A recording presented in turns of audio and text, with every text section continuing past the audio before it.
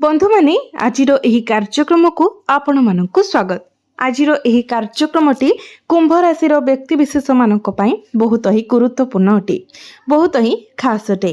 कारण आजिरो एही भिडियो रे आमे माने जानिबा जे आपण कुंभ राशि रे जन्म हेबा पछरे प्रकृत कारण कोन रहिछि। हमर राशि चक्र रे 12टी राशि अछि, किंतु आपण कुंभ राशि रे ही काहेकि जन्म नेले। तो बंधु माने आमर 12टी जाक राशि मध्यरु एकादश राशि हेउची कुंभ राशि। एहा व्यतीत कुंभ राशि रे जन्म होइथिबा व्यक्ति विशेष मानक पई वर्तमान शनि 7.5 मध्य चलीछि। तेबे आमे जानिबा जे 2030 पर्यंत कुंभ राशि रो व्यक्ति विशेष मानकर जीवन रे कोन सब बड़ परिवर्तन आसीबो। आगामी 4 वर्ष आपणक पई विशेष गुरुत्वपूर्ण हेबो, कारण 4टी प्रमुख ग्रह शनि, राहु, केतु एवं देवगुरु बृहस्पति दीर्घ समय पाई निर्दिष्ट घरे रहिबे। शनि साधारणतः 2.5 वर्ष रे थरे मात्र राशि परिवर्तन करिथांती। गुरु गोटे राशि रे 1 वर्ष पाई रहिथांती, जेतेबेले राहु एवं केतु गोटे राशि रे 1.5 वर्ष पर्यंत रहिथांती। तो फलस्वरूप जनकर जीवन रे किछि निर्दिष्ट वर्ष अछि जेतेबेले सेमानकर जीवन रे किछि बड़ परिवर्तन आसी थाए, गुरुत्वपूर्ण मोड़ आसी थाए, जोठारे आपणको आपणक प्रत्येक प्रयास रे सफलता मिली थाए। तो केउ निर्दिष्ट वर्ष गुड़िक आपणक पई सौभाग्य आनी देबो आमे ताहा मध्य आलोचना करिबा एवं आपणकर भाग्य को अधिक उज्जवल करिबा पई आपण केउ राशि सह जड़ित हेबा उचित, केउ राशि रो व्यक्ति विशेष मानक सहित आपण अधिक संपर्क रखिबा उचित से विषय मध्ये जानिबा। तेबे बंधु माने भिडियोटी रे आगो को बढ़िबा पूर्वरु सर्वप्रथमे आपण माने भिडियोटी को लाइक करी चैनल टी को सब्सक्राइब करि दियंतु एवं कमेंट बॉक्स रे भक्ति एवं श्रद्धार सहित जय शनिदेव निश्चय लिखंतु।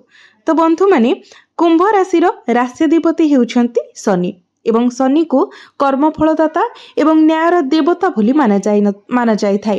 कालपुरुषर कुंडली रे कुंभ राशि एकादश भाव रे अवस्थित। यह सूचित करे जे कुंभ एक राशि जहाँ अनेक इच्छा धारण करी अनेक आशा एवं आकांक्षा पोषण करि थाए। यह व्यतीत यह एक वायु तत्वर राशि, जेहेतु कुंभ राशिटी शनि द्वारा शासित, तो कुंभ राशि रे जन्मित होइतिबा व्यक्ति माने टिके जिदखोर स्वभावर होइथांती। तथापि सेमानकर करुणापूर्ण एवं दयालु स्वभाव पाई मध्य सेमाने जनाशुना।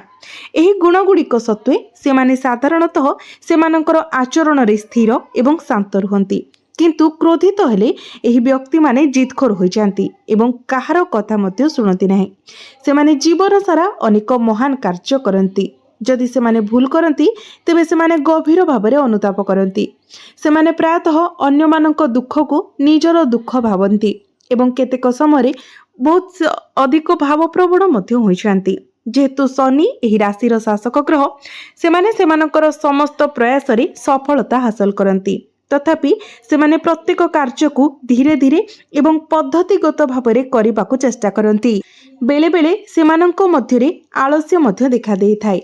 कुंभ राशि रे जन्मित व्यक्ति माने स्वभावतः बहुमुखी प्रतिभाशाली एवं सबु किछि विषय जानिबा पई सेमानकर एक अतृप्त इच्छा रही थाए। सेमाने नूतन चिंताधारा रे परिपूर्ण, तथापि एही चिंताधारा को कार्य रे परिणत करिबा पई सेमानंको बहुत समय लागे, कारण सेमाने समस्त कार्य को एक सुचिंतित गति रे कार्य करिबाको पसंद करंती। सेमानंकर एक गभीर रोमांटिक स्वभाव अछि। सेमाने उत्साही एवं स्वप्नदर्शी, जो माने केवल महान आकांक्षा कल्पना करते नहीं, बरं से स्वप्न गुड़ी को वास्तवता रे परिणत करिवार दृढ़ संकल्प मध्य रखि थांती। तो बंधु माने एबे आसंतु जानिबा जे 2030 पर्यंत आपणक पई कोन रहिछि, केउ राशि सहित आपणकर राशि सबुठारु अधिक सुसंगत एवं काहार साथी आपणकर भाग्य को अधिक उज्जवल करि परिबो, केउ राशि आपणक पई भाग्यशाली साब्यस्त हेबो। आसंतु जानिबा। तेबे बंधु माने वृष, मिथुन, कन्या, तुला एवं मकर। जदि आपण एही राशिर व्यक्ति मानकु भेटिबे तेबे सेमानकु आपणक ठारु दूरेई जिबाकू दियंतु नाही, बरं सेमानक सहित एक घनिष्ठ बंधन करिबा पई चेष्टा करंतु। सेमानकु आपणक जीवन रे शामिल करंतु। आपणकर जदि आपणकर स्वामी, आपणकर सासू ससुर, आपणकर पिला, आपणकर बापा माँ भाई किंबा भौणी जदि एही राशि अंतर्गत होइथांती तो सेमानंक सहित आपणकर संपर्क बहुत भल रही थाए एवं सेमाने आपणको सफलता हासिल करिबारे अनेक साहाय्य मध्य करिथांती। बंधु माने कुंभ राशि भाग्य भावर अधिपति हेउछंती शुक्र, जेतेबेले कि आपण दशम भाव अर्थात कर्म भावर अधिपति हेउछंती मंगल।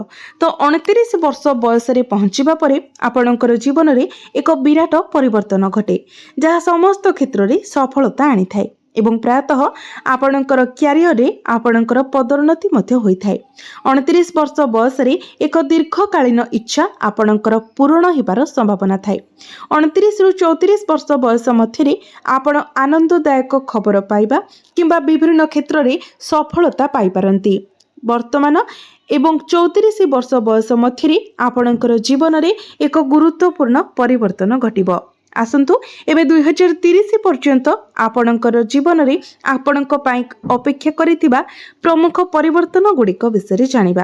तो बंधु माने वर्तमान राहु आपणकर प्रथम भाव में, शनि आपणकर द्वितीय भाव में एवं केतु आपणकर सप्तम भाव में गोचर करुछंती। यह व्यतीत जून 2 तारिख में गुरु आपणकर षष्ठ भाव को गोचर करिवे, जेउठारे गुरु 2027 मसीहा पर्यंत रहिबे। वर्तमान शनि आपणकर द्वितीय भाव में गोचर करुछंती, जहा फल रे वर्तमान आपणकर शनि 7.5 अंतिम पर्याय चालुछि एवं आपण किछि स्वास्थ्य समस्यार सम्मुखीन मध्य हेउछंती।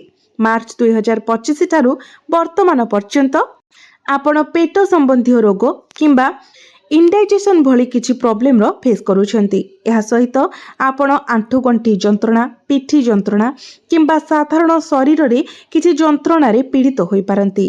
दांतजनित समस्या किंबा गला संक्रमण मध्य देखा देई पारे। आपणकर आखि संबंधी मध्य किछिटा समस्या देखा देई पारे। आपण आखिरी ज्वलन अनुभव करि पारंती। जदि आपण पूर्वरु आपणकर जीवन रे एपणी कोनोसी घटना अनुभव करिसेंती तेबे दया करी कमेंट बॉक्स रे जणांतु। किंतु बंधु माने मने रखंतु आपणकर जीवन 2030 पर्यंत गुरुत्वपूर्ण परिवर्तन पाई प्रस्तुत। एही समय मध्य आपणकर खाद्यपेय अभ्यास उपरे कठोर नियंत्रण रखिबा अत्यंत गुरुत्वपूर्ण, कारण दांत जनित समस्या लागि रही पारे। एहिथिपाई आपणको सतर्कतार सह ध्यान देबाको पड़िबो। यह व्यतीत संभाव्य आंठुगंठी जंत्रणा किबा शारीरिक असुविधा प्रति सतर्क रुहंतु, जहा पुनर्बार देखा देई पारे। जदि आपण दीर्घ दिन धरी पदोन्नति पाई इच्छा रखिथिले, क्यारियर रे एक परिवर्तन चाहुथिले किंबा नूतन चाकरी पाइबाकू चाहुथिले, तेबे आगामी समय बहुत भल संभावना रखिछि। आपणको एक नूतन चाकरी मिलिबार बहुत अधिक संभावना रहुछि। क्यारियर रे यथेष्ट सकारात्मक परिवर्तनर मध्य संभावना रहुछि। जो माने दीर्घ दिन धरी विदेश यात्रा किंबा विदेश रे रहिबाकू इच्छा करुतिले सेमानंक पई समय अनुकूल रहुछि। राहु आपणकर द्वादश भाव में गोचर करुछंती, विशेष करी डिसेंबर 2026 एवं 2027 मध्य रे।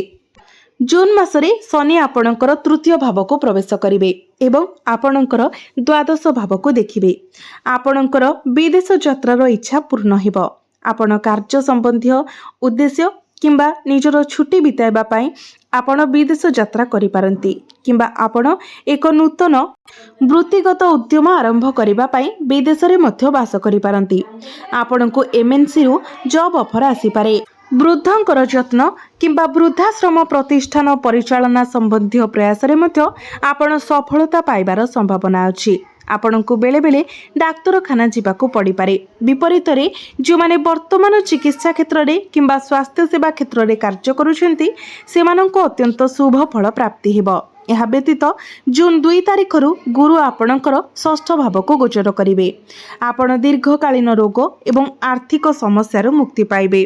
जदि आपण कोनोसी ऋण जनित समस्या रे फसी रहितिले सेथिरु मध्य आपणको मुक्ति मिलिबो। विशेष करी जून 2 रु अक्टोबर 31 तारिख मध्य जदि आपण ऋणर भारग्रस्त अछंती आपण समस्त ऋणरू मुक्ति पाइबे एवं समस्त शत्रु मानक ठारू मध्य आपणको मुक्ति मिलिबो। यह व्यतीत 2 मास परे गुरु आपणकर द्वादश भाव में आपणकर दशम भाव उपरे दृष्टि पकाइबे। फलस्वरूप एही समय मध्य आपणकर चाकरी रे आपणकर स्थानांतर होई पारे किंबा आपण एक नूतन पदवी पाई पारंती। आपणकर परिचालना दक्षता असाधारण भाव में दृढ़ हेबो। अर्थात आपणकर मैनेजमेंट स्किल डेभलप हो। जदि आपण मार्केटिंग, डिजिटल मार्केटिंग, ऑनलाइन काम, परामर्श किंबा शिक्षकता वृत्ति रे जड़ित तेबे आपण अत्यंत शुभ फल प्राप्ति करिवे। दशम भाव गुरुंकर दृष्टि सूचाई थाए जे आपण आपणकर क्यारियर एक बहुत गुरुत्वपूर्ण परिवर्तन देखिबे।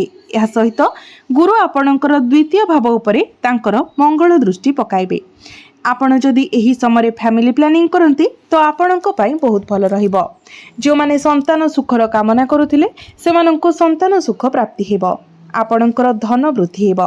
विभिन्न दिगरु आपणक पाखकु टंका आसीबो। खर्च ह्रास पाइब जहाँ आर्थिक अभिवृद्धि आनिबो एवं आपण आय पाई नूतन रास्ता मध्य पाइबे। 2028 मध्य भागरु 2029 पर्यंत राहु आपणकर एकादश भावरे गोचर करिवे, जेतेबेले कि केतु आपणकर पंचम भावरे रहिबे।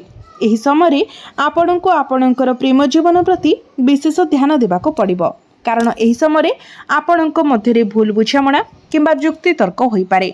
संपर्क भांगिबार मध्य संभावना अछि। तेणु आपण प्रेम संपर्क रे सतर्कता अवलंबन करंतु। तथापि राहु एकादश भावरे गोचर करने सहित आपण को लाभ मध्य प्राप्ति हेबो एवं हठात आपण आर्थिक क्षतिर मध्य सम्मुखीन होई पारंती।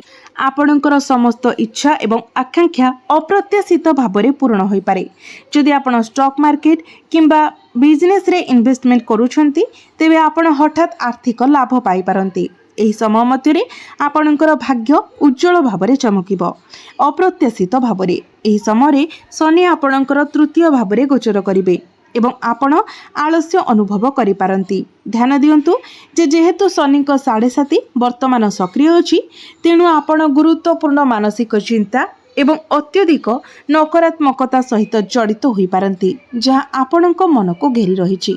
एही समय आपण ओभर थिंकिंग करि पारंती, अधिक नेगेटिव कथा भाबी पारंती। तथापि 7.5 पर्याय समाप्त हेबा सहित आपणक जीवन रे बहुत सकारात्मक परिवर्तन मध्य आसीबो। आपण विभिन्न क्षेत्ररू भल खबर पाइबे एवं आपणकर समस्त मानसिक चिंता मध्य दूर होई जिवो।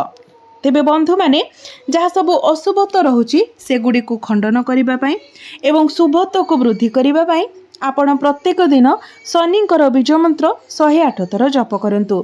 प्रत्येक दिन हनुमान चालीसा पाठ करंतु। प्रत्येक दिन कुकुर एवं काऊ को किछि खाद्य अर्पण करंतु। यह करिबा द्वारा आपणको शुभ फल मिलिबा सहित आपणकर भाग्य रे मध्य उन्नति आसीबो। तो बंधु माने आपणकर जीवन मंगलमय हेउ, यह ईश्वरଙ୍କ निकटरे मोर प्रार्थना। धन्यवाद।